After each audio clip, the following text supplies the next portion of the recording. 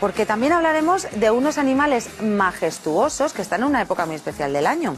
Ya saben ustedes el refrán que dice, la berrea no empieza hasta que al ciervo se le moja el lomo. Así que, Fátima, lo tenían que tener muy mojado porque este miércoles ha llovido, pero bien. Y buena falta que hacía el agua para el campo, que me lo pedían todos los agricultores. Pero bueno, la verdad es que este año la berrea en Extremadura se ha adelantado bastante y desde el mes de septiembre están en celo los ciervos extremeños. Bueno, ¿y ese adelanto ha provocado algún inconveniente? Bueno, en Extremadura tiene su importancia la berrea y además hay incluso empresas turísticas que se dedican a organizar excursiones para disfrutar de este espectáculo de la naturaleza. Así que yo me he ido a verlo en primera persona, en primera fila, para contártelo con todo lujo de detalles. Bueno, yo no sé si necesito exactamente todos los detalles. A ver si me vas a dar demasiada información. Que sí, de que de todo se aprende. De el celo de nuestros ciervos. Pero bueno, seguro que va a ser muy interesante y es una de las cosas que tenemos hoy en el programa.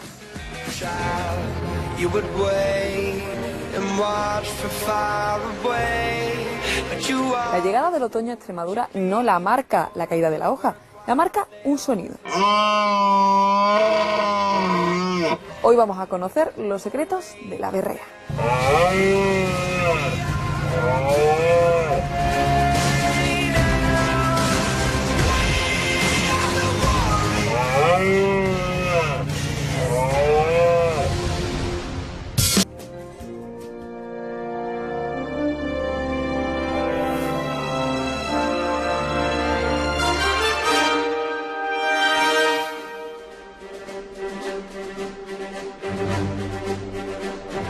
Muy buena. ¿Qué tal? ¿Se portan bien o no? Sí. Se portan regular. Pero son muy chiquitillas. Sí, esto es el destete que hemos hecho este año.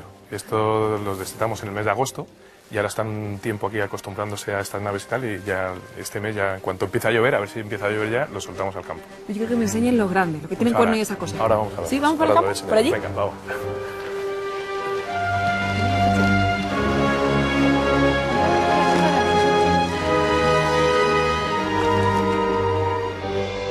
¿Estos quiénes son?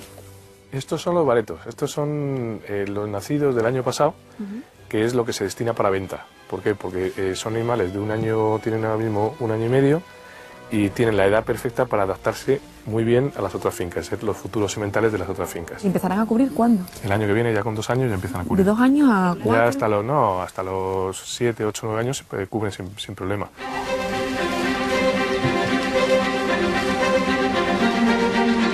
Tienen que ser animales que no pierdan su grado de salvajismo, o sea, que se asusten de la gente, que entonces eso también pues es un manejo que hacemos aquí. Sí, pues lo veo que no se quieren acercar mucho. Por eso. ¿Cómo te surgió la idea de tener ciervos aquí? Pues porque yo creo que Extremadura, una de las actividades que hay que potenciar y desarrollar es la caza. Y entonces es el paraíso de la caza si lo cuidásemos, si lo hiciésemos bien. Y entonces, para repoblar y renovar sangre de fincas de Extremadura, hacía falta la figura de una granja de ciervos en Extremadura. Y esta por ahora es la única que hay. ¿Pero estos ciervos luego dónde van? Estos van para renovar sangre de fincas. O sea, ten en cuenta, claro, esto al final una finca de caza mayor es una explotación cerrada, donde es necesario renovar la sangre de los animales, igual que una ganadería. Y entonces lo que le damos nosotros aquí es una garantía genética de selección de años y años y años, que dan unos trofeos muy grandes, y luego una garantía sanitaria. Van todos los animales chequeados, con su tuberculina hecha, sangrados, y entonces de esa forma el propietario lo que hace es renovar la sangre de sus animales en su finca. Supongo que para ti la berrea será una época muy importante del año. Hombre, muy importante, es de lo que me tiene que garantizar la producción que vamos a tener para el año siguiente. Entonces hay que hacerla bien, hay que saber qué semental es el que eliges, con qué cierva se tiene que cubrir, evitar problemas de consanguinidad dentro de la granja, y todo eso, claro, es un momento muy, muy importante.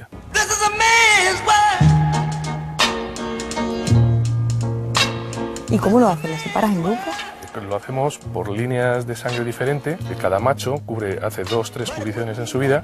Lo que hacemos es esa monta dirigida, es ese semental que va a cubrir a un lote de hembras, luego va a cubrir a otro lote de hembras, luego a otro lote diferente, y de esa forma nunca vamos a tener consanguinidad. Pero bueno, seleccionar un macho es muy fácil.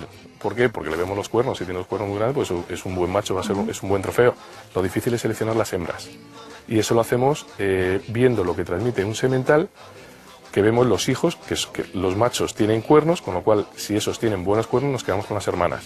y esas van a ser cubiertas por otro macho de otra línea diferente para evitar esos problemas de consanguinidad. ¿Cuántos sementales tenéis ahora mismo? Ahora hay unos 25 así, pero de esos 25 machos, este año van a cubrir solamente 4. ¿Solo 4? Sí. ¿Por qué? Pues porque son los mejores y son los que, cubriendo cada uno de esos 4, esas combinaciones que hacemos, de evitar tener siempre consanguinidad. Y dices que lo seleccionas por la cornamenta, pero he visto que no tienen ningún cuerno. Claro, pero se los cortamos por temas de manejo, por temas de furtiveo, por temas de, sobre todo, peleas entre ellos, daño que nos pueden hacer a nosotros.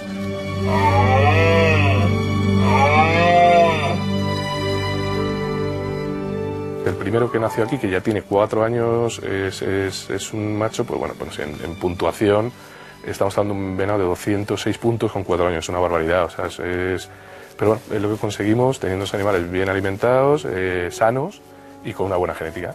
Con la combinación de esas 3 cosas, pues consigues trofeos y consigues pues, los mejores venados de España.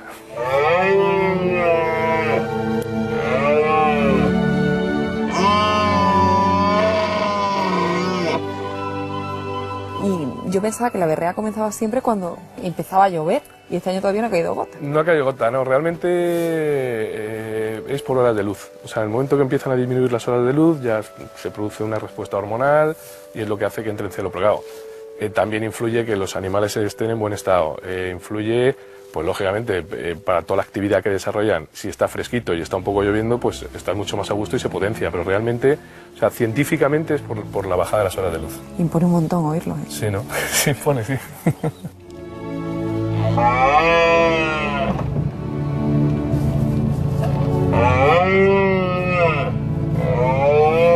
Un montón. ¿Son animales agresivos o no? Hay que tener cuidado con ellos. Cuando ya te pierden un poquito el respeto, tienes que andar siempre con cuidado. Porque atacan. Atacan un poco, sí. Se atacan, sí. Y atacan solamente en la época de celo.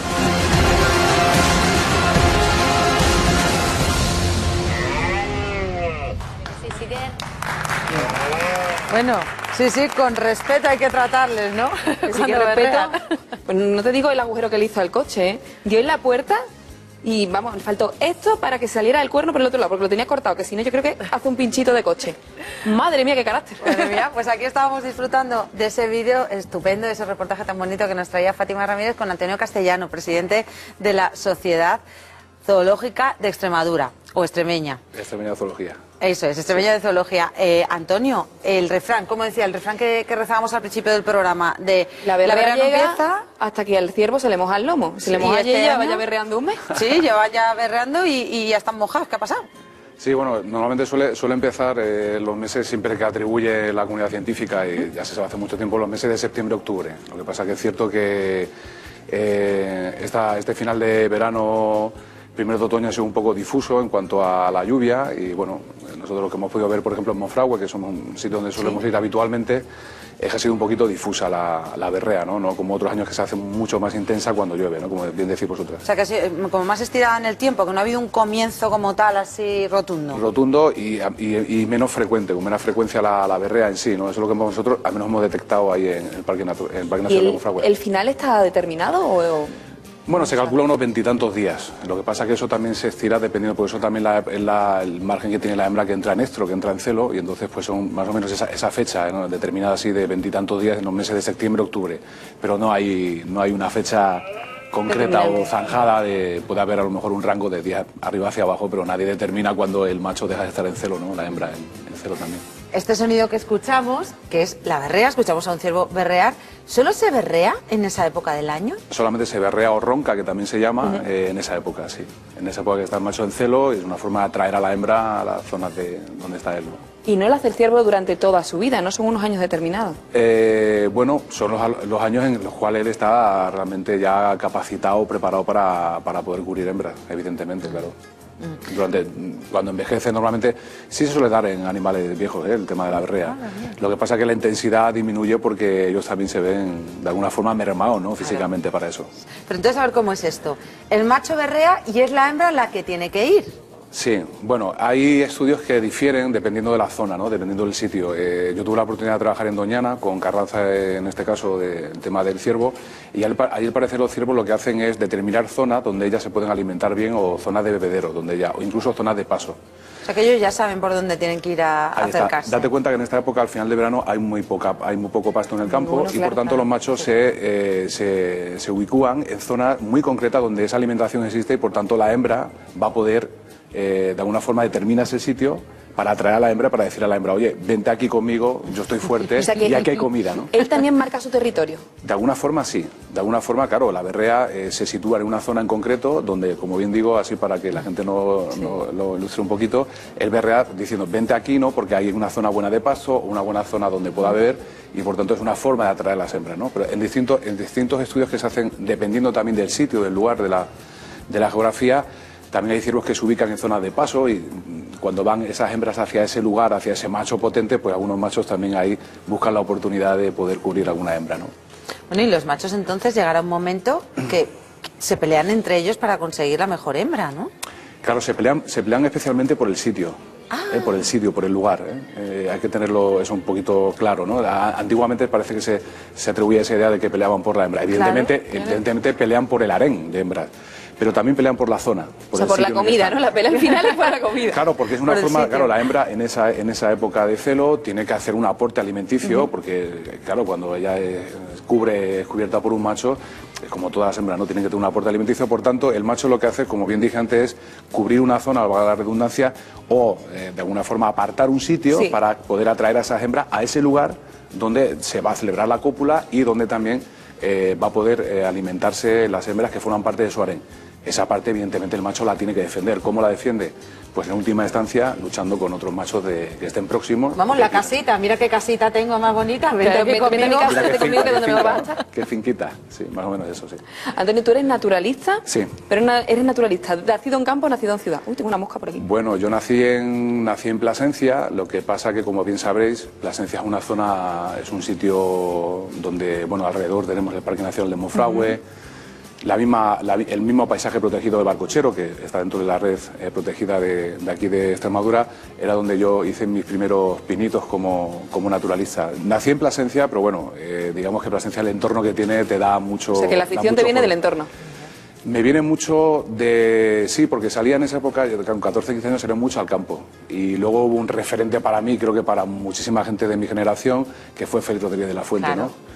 Y luego mi padre también, que ha sido un hombre que le ha gustado mucho el tema del campo, los animales y tal, también hubo ahí una parte un poco ahí parental en cuanto a... Te venía ya de familia, a ese ¿no? inicio, sí, sí. Claro. Bueno, tú eres el presidente de la Sí. sociedad, pero además eres fundador Sí. de la Sociedad Extremeña de Zoología. ¿Cómo se mete un amante de la naturaleza en este lío? Pues esa es una buena pregunta que nunca me he hecho. Bueno, pues quizá era por aunar a mucha gente también que estaba en esa línea de trabajo, ¿no? A veces es difícil, incluso para una persona, solo trabajar en este ámbito. Y yo creo que aunando el esfuerzo de mucha gente, porque no solamente estoy yo, ¿no? Es a mi compañero Nacho, David, o sea, hay gente que trabaja y que está dando mucho de sí para la sociedad. Y me metí simplemente por el hecho de, bueno, crear una asociación que trabajara en la conservación, en la investigación y la divulgación. Y en esas estamos, pero bueno, tampoco me lo pensé mucho, ¿eh? No... Vosotros hacéis además cursos Sí. prácticos, no solo teóricos, no os limitáis a la teoría. No, ahora mismo, fíjate, ahora veníamos de hacer yo llamo un paquete de cursos que hemos estado haciendo en Don Benito, en colaboración con el Ayuntamiento allí de Don Benito, en el cual pues han dado cursos, por ejemplo, como de herpetología, de anfibios y reptiles, han dado cursos de ornitología, han dado cursos de fotografía, de huellas e indicios, son cursos de iniciación, con una base teórica que debe ser fundamental, pero luego muy práctico también, que eso es lo que interesa a la gente, ¿no? El hecho de que una persona cuando se haga al campo sepa ver qué biodiversidad tiene en el campo o, por ejemplo, en el caso de huellas e indicios, sepa detectar qué especie, a lo mejor mediante un excremento, una huella o un rastro, sepa saber de qué especie se trata, ¿no? Para poderse guiar uno por el campo, claro, que son como nociones básicas, son como Ahí aprender está. las vocales para aprender a escribir, Ahí ¿no? está, Maravilla. sí, Para moverse. fundamental. Y ahora, en la época de la berrea, imagino que vosotros también propondréis algún tipo de actividad o de iniciativas, ¿no? Para que la gente conozca esta época tan especial, ¿no? y tan curiosa. Pues fíjate, la sociedad en concreto no. Lo que pasa que a nosotros sí es cierto que alguna vez nos llaman para digamos, como entidad, para visitar o para hacer llegar a la gente a algún sitio en concreto, ¿no? yo vengo de Plasencia, lógicamente estoy muy pegado al Parque Nacional de Monfragüe y ahí sí que hay empresas que se dedican... Empresas además de turismo, ¿verdad? Sí, sí, como bien decís vosotras, se dedican exclusivamente a eso, en esta época del año, recibir a gente de muchos sitios, no solamente de España, sino del extranjero, para ver solo y exclusivamente el tema de la berrea de... A mí es algo que me llama muchísimo la atención, me parece muy curioso que venga gente de todos lados a ver la berrea aquí. Bueno, porque Extremadura, además de ese turismo ecológico, turismo natural, pues tiene una buena gastronomía, tiene un buen patrimonio histórico-artístico y por tanto yo creo que la gente aprovecha la tesitura o aprovecha eso también para... De hecho, nosotros también potenciamos un poco ese tema, ¿no? No solamente que vengan a ver eso, dejemos también un poquito a un lado, quizá, y a lo mejor no suene muy bien, pero el turismo ornitológico y potenciemos otras cuestiones como el de la berrea, otro tipo de turismo otoñal. Nosotros estamos fomentando, fíjate, ahora una cosa muy curiosa que es el turismo herpetológico, es decir, el que la gente venga a ver anfibios y reptiles aquí ahora, en esta época. Ahora, cuando en estas primeras lluvias empiezan a salir sapos y ranitas por todo el campo y es una maravilla. Siempre dentro de un código ético que creo que hay que tener en cuenta a nivel de este tipo de turismo. Se puede encontrar ese equilibrio, ¿no? Que sea rentable y al mismo tiempo disfrutar del medio ambiente. Yo creo que sería lo suyo. Y lo que a mí me sorprende también, pero es porque aquí tenemos, creo que hay unas zonas y hay unos paisajes totalmente deliciosos para ese tema, ¿no? O sea, meterte en Monfragüe, en el Cíjara, o meterte en la zona de las Urdes, o el Tajo Internacional, por ejemplo. Y vamos siendo conscientes de que es una vía, o sea, el extremeño es consciente de que realmente es una vía de turismo y de ingresos que puede dejar un pozo económico importante. Yo creo que sí. Yo creo que esa visión, digamos, simbiótica, mercantilista, entre sacar un poco de algo, claro, porque a la gente no le puede... Hay que fundamentar esto en algo y hay que fomentar también ese turismo de naturaleza. Claro. Yo creo que sí, pero todavía queda. Todavía nos falta al extremeño, ¿eh? Porque la gente de fuera valora muy positivamente... Quizás que no somos conscientes de todo lo que tenemos, ¿no, yo creo Antonio? que ese es el problema. Y una de las cuestiones de la sociedad extremeña de zoología es esa, ¿no? En cuanto a la divulgación. Pues yo quería que me apuntaras en un segundito los mejores sitios de Extremadura para disfrutar de la berrea. Bueno, pues está, como bien dije, el Parque Nacional de Monfragüe, la Reserva de la Biosfera. Un buen sitio también es la Sierra de San Pedro. La Sierra de San Pedro, toda la zona, el Tajo Internacional, Cíjara, Las Urdes, la Sierra de Tentudía, no sé, aquí en Extremadura ahí... O sea, norte y sur. Tenemos, sí, por todas partes. Cortados desde el norte a sur para poder ver la berrea, ¿no? Y yo creo que es un instrumento, creo que puede ser de aquí a un tiempo básico para toda esa gente que en la rama turística a lo mejor les sirva de motivación para llevar a cabo ese tipo de visitas a la Pues que vengan todos, que los esperamos con los brazos abiertos. Pues sí. Antonio, muchísimas gracias por todas estas cosas que siempre no dejamos de aprender aquí en el programa y es un placer tenerte y ánimo con esas actividades de la sociedad que hace falta, como tú dices, que nos concienciemos nosotros primero y pongamos en valor lo que tenemos, que es muy importante. Y compañera, muchas gracias por ese precioso reportaje. Como Me lo he pasado genial, madrugué mucho, pero me lo pasé muy bien. Que ha sido precioso.